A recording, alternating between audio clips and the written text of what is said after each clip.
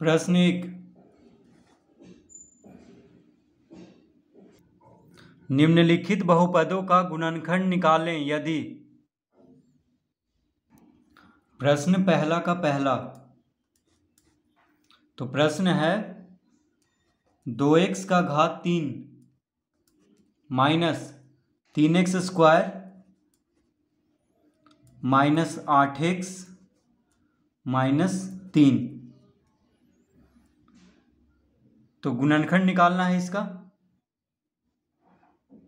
तो पूरा प्रश्न क्या है, तो 2x cube minus 3x square minus 8x minus 3 का एक गुणनखंड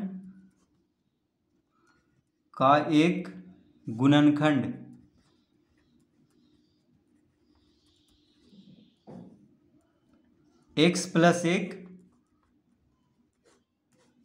है। तो 2x का घात 3 minus 3x square minus 8x minus 3 का गुणनखंड निकालना है, जिसका कि एक गुणनखंड क्या है, x प्लस 1 दिया हुआ है, यानी इसका गुणनखंड निकालना है और इसका एक गुणनखंड दिया हुआ है और इसका गुणनखंड जो भी है उसको निकालना है। तो सबसे पहले इसको हम लिख लेंगे यहाँ पे, क्या है 2x का घात 3 minus 3x square minus 8x minus 3, तो इसका गुणनखंड करना है और एक गुणनखंड x प्लस 1 दिया हुआ है। तो इसका एक गुणनखंड कितना दिया हुआ है, x प्लस 1, तो 2x cube minus 3x square minus 8x minus 3 को हम इस तरह सजाएंगे कि x प्लस 1 इसका सार गुणनखंड आ जाए, ठीक है, क्योंकि एक गुणनखंड क्या दिया हुआ है, x प्लस 1। तो देखिए इसमें से x कॉमन लेंगे, इसमें से x कॉमन लेंगे तो क्या हो जाएगा,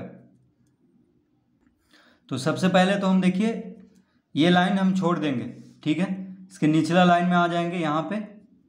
अब देखिए x प्लस 1 एक गुणनखंड दिया हुआ है, यानी इसका सार गुणनखंड को क्या लेना है, x प्लस 1। अब 2x का घात 3 में x कैसे कॉमन निकलेगा, ठीक है, तो 2x का घात 3 में हम 2x स्क्वायर लेंगे, क्या लेंगे, 2x स्क्वायर, तभी x गुना करेंगे तो क्या आ जाएगा, देखिए 2x का घात 3, ठीक है, तो x प्लस 1 होना चाहिए सभी का गुणनखंड, यानी सार गुणनखंड यहाँ पे लिखना है। तो x प्लस 1 दिया हुआ है हमें एक गुणनखंड, तो देखिए 2x का घात 3 है, तो 2x का घात 3 में x गुना करेंगे तो यानी 2x का घात 3 कब आएगा, तो 2x का घात 2 में x गुना करने पे आएगा 2x का घात 3। तो हम क्या करेंगे यहाँ पे 2x स्क्वायर लिख करके x प्लस 1 लिख देंगे, x प्लस 1 क्योंकि एक गुणनखंड दिया हुआ है तो इस तरह हम लिख देंगे, ठीक है, क्योंकि यहाँ पे क्या है 2x का घात 3 है और x प्लस 1 दिया हुआ है एक गुणनखंड। तो देखिए अब 2x का घात 3 कैसे आएगा, तो x में कितना गुना करने पे 2x का घात 3 आएगा, तो 2x का घात 2 को जब x में गुना करेंगे तब ये आ जाएगा, यानी यहाँ पे हम क्या लिख देंगे 2x का घात 2। अब देखिए ये दोनों को गुना करते हैं तो क्या आ रहा है 2x का घात 3, तो हम यहाँ पे लिख देंगे 2x का घात 3, ठीक है। अब 2x स्क्वायर को 1 से गुना करेंगे, 2x स्क्वायर को 1 से गुना करेंगे तो क्या आ जाएगा 2x स्क्वायर गुना 1 2x स्क्वायर, तो हम यहाँ पे लिख देंगे 2x स्क्वायर, ठीक है। अब क्या करना है, अब देखिए यहाँ पे कितना है माइनस 3x स्क्वायर है, माइनस 3x स्क्वायर है, तो माइनस 3x स्क्वायर में यानी माइनस 3x स्क्वायर लाने के लिए 2x स्क्वायर में कितना जोड़ना या घटाना पड़ेगा, तो देखिए 2x स्क्वायर में माइनस 5x स्क्वायर लिखना होगा, तभी देखिए 2x स्क्वायर में 5x स्क्वायर घटाएंगे तो क्या आ जाएगा माइनस 3x स्क्वायर, ठीक है। इसको हम इस तरह से विभक्त कर लेंगे माइनस 3x स्क्वायर को इस तरह से, तो माइनस 3x स्क्वायर को देखिए इस तरह से हम विभक्त कर सकते हैं, यानी plus 2x square minus 5x square क्या हो जाएगा माइनस 3x स्क्वायर, ठीक है। अब देखिए अब क्या है, एक गुणनखंड x प्लस एक दिया हुआ है, तो यहाँ पे क्या आ गया -5x²। तो माइनस, अब यहाँ पे अब हमें कितना लेना है x, यानी x इसमें से निकाल देना है। तो x जब इसमें से निकाल देंगे तो कितना कॉमन लेना पड़ेगा, -5x।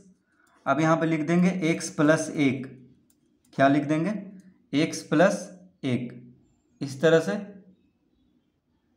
ठीक है, तो देखिए कितना आ गया, -5x² आया था, और कॉमन हमें लेना है, यानी x प्लस एक का सार्व गुणनखंड लेना है सबका, क्योंकि एक गुणनखंड दिया हुआ है। तो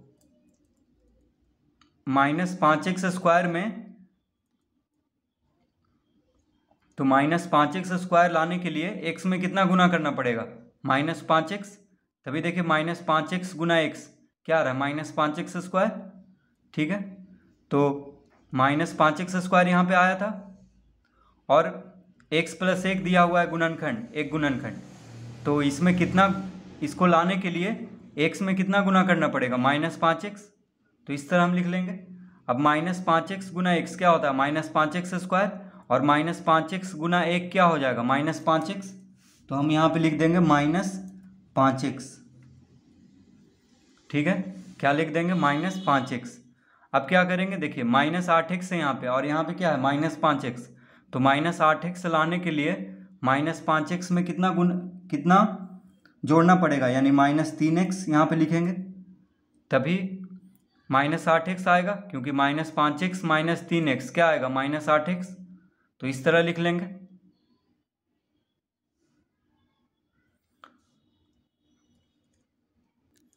अब हम -3 को यहाँ पे लिख लेंगे, देखिए -3 को हम यहाँ पे लिख लेंगे। अब -3x -3 में, -3x और -3 में क्या कॉमन ले लेंगे, तो देखिए -3 कॉमन ले लेंगे। तो -3 जब कॉमन ले लिए तो हम यहाँ पे लिख लेते हैं, ऊपर जगह नहीं है यहाँ पे। तो -3 जब कॉमन ले लिए तो क्या बच जाएगा, x,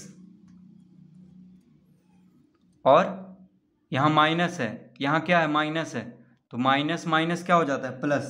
तो यहाँ पे प्लस देंगे और यहाँ पे एक देंगे।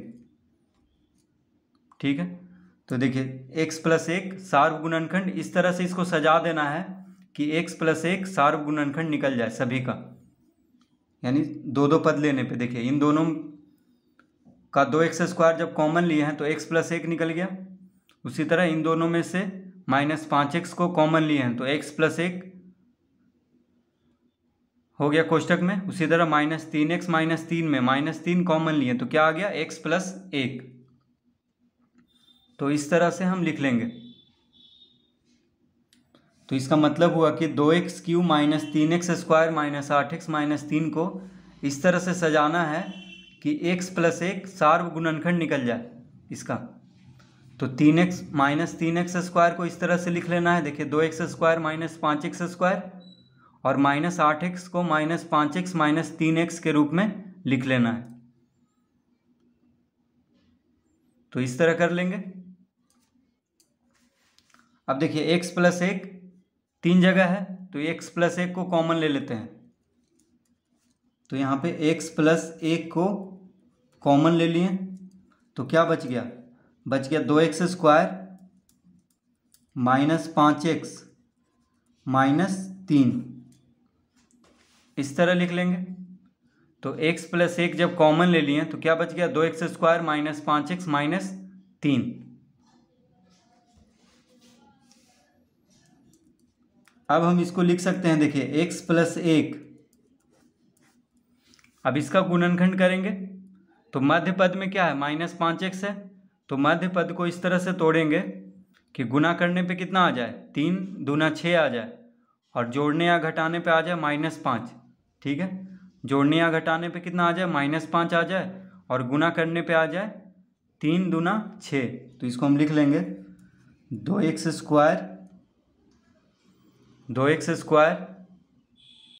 तो देखिए 6 में से 1 घटाने पे 5 आता है, और 6 गुना 1 6 होता है। तो 6 और 1 को गुना करते हैं तो 6 आता है, और 6 में 1 को घटाते हैं तो क्या आ जाता है, 5। यानी यहाँ पे लिख लेंगे -6x प्लस x -3। तो -5x को हम इस तरह से लिख लेंगे, -6x प्लस x के रूप में। क्यों लिखेंगे? क्योंकि देखिए -6x प्लस x क्या आ रहा है, -5x आ रहा है, ठीक है, क्योंकि 6 में से 1 को घटाएंगे, यानी 1 में से 6 को घटाएंगे तो -5 आएगा। और गुना करने पे देखिए -6 गुना 1 -6, जो कि आ रहा है यहाँ पे देखिए 3 दूना 6, यानी माइनस में है। -3 गुना 2 क्या होगा, -6। तो -6x प्लस एक्स क्या हो गया, -5x, और -6x प्लस एक्स हो गया -6x स्क्वायर, जो कि यहाँ पे आ रहा है देखिए -3 गुना 2x स्क्वायर क्या हो गया, -6x स्क्वायर। तो -5x को इस तरह से लिख लेंगे। अब यहाँ पे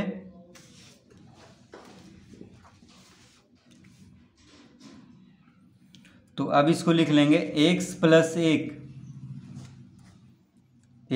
1 मंझला कोष्टक देंगे। अब इन दोनों में देखिए x यहाँ भी है, x यहाँ भी है, और 2 तिया 6, 2 से 6 कट जाता है, तो 2x कॉमन ले लेंगे।